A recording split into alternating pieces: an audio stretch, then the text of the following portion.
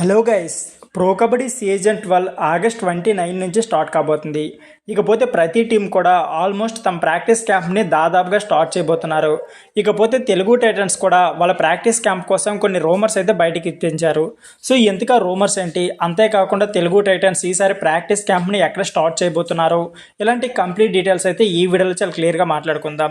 So video చాలా interesting ఉంటుంది, ఎక్కడ కూడా స్కిప్ చేయకుండా లాస్ట్ వరకు చూడండి. అంతేకాకుండా ప్రో కబడ్డీ సంబంధించి ఏ చిన్న అప్డేట్ అయినా సరే నాన్ స్టాప్గా మన ఛానల్లో వీడియోస్ వస్తూనే ఉంటాయి. సో వీడియోస్ మిస్ కాకుండా ఉండాలి అనుకుంటే మాత్రం మన ఎల్ఫై కబడ్డీ ఛానల్ని సబ్స్క్రైబ్ చేయడం మర్చిపోకండి. అంతేకాకుండా వీడియో చూస్తున్న ప్రతి ఒక్కరు కూడా వీడియోకి అయితే లైక్ చేసుకోండి.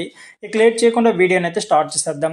ఇకపోతే ప్రో కబడ్డీ సీజన్ 12 కోసం తెలుగు టైటన్స్ అయితే ఆల్మోస్ట్ చాలా మంచి టీంనే బై చేసిందని చెప్పుకోవచ్చు. రైడర్స్ పరంగా కొద్దిగా వీక్ ఉన్నా సరే డిఫెన్స్ మాత్రం ఈసారి రాక్ సాలిడ్గా ఉంది.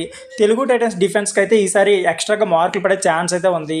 ఇకపోతే pro kabaddi season 12 Telugu Titans అయితే ఒక 70% ట్రోఫీ గెలిచే ఛాన్స్ అయితే ఉంది.